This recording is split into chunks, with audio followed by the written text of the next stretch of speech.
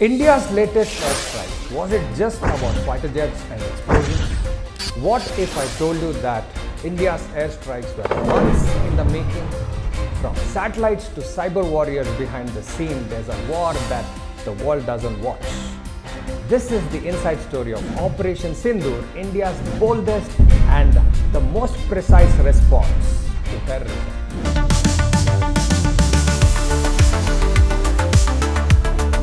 This is the secrets behind India's latest airstrikes, what the world hasn't watched till now.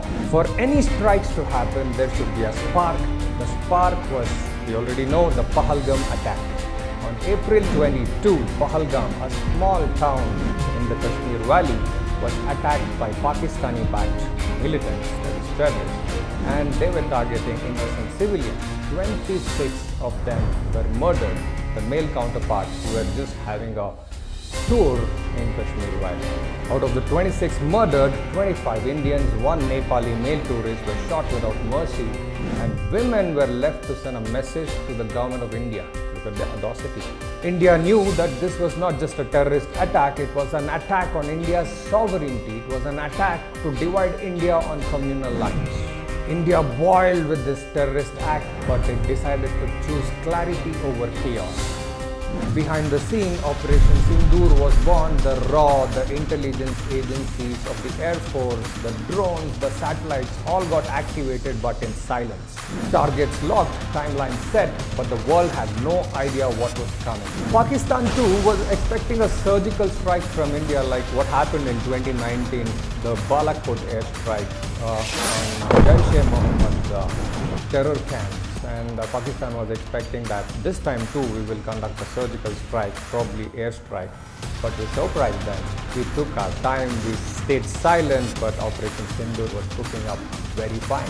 India surprised Pakistan with not a bullet, not a bomb, but with water. Yes, Indus Water Treaty 1960 was suspended by India. This was the first diplomatic move against the Bahalgam terror attack. With Indus Water Treaty suspended, 230 million people would be suffering in Pakistan. You know, their 80% of agriculture depends on Indus water, and can you imagine what will happen to them if we stop the water flow to their territory? And they have just Karbela and Mangla dams which can store only 10% of water requirements for them. India turned its diplomatic burden into a development weapon, unleashing these tall projects in Jammu Kashmir and Punjab regions, and thereby kick-starting the developmental projects in India. When the world slept, Rafale jets soared into the enemy skies, guided by satellites and armed with munitions. 9 high-profile terror camps were targeted, destroyed in just 23 minutes. Over 100 high-profile terrorists were eliminated. Lashkar-e-Taiba, Jaish-e-Mohammed, Hizbul Mujahideen were dismantled. After this, India made it very clear that civilians were not targeted, military installations of Pakistan were not targeted. The Operation Sindoor was not just the old-school bombing. We used Gen Next technology. Technologies like scalp missiles with infrared locks, hammer bombs that can adjust mid-air with artificial intelligence guidance. These were the technologies that we used. India could easily blind Pakistani Chinese radars, and their air defense were easily bypassed. India's Akash Tir defended enemy drones with ease. India just didn't strike with power, it struck with technical and technological superiority. Operation Sindoor of India shocked Pakistan, and it decided to choose chaos over clarity, unlike India, and it wanted to launch an all-out traditional war on India. It tried to hit India with the drones, cross-border shelling and attacks on religious sites. Specifically, the Shambhu temple in Jammu, the Gurudwara in Poonch, Christian convents too were targeted. India now changed the rules of engagement with measured escalation on May 9th and May 10th. For the first time in modern history, a nuclear weaponed country's airbase was attacked by another sovereign state. It was not the NATO, it was not the US, it was India.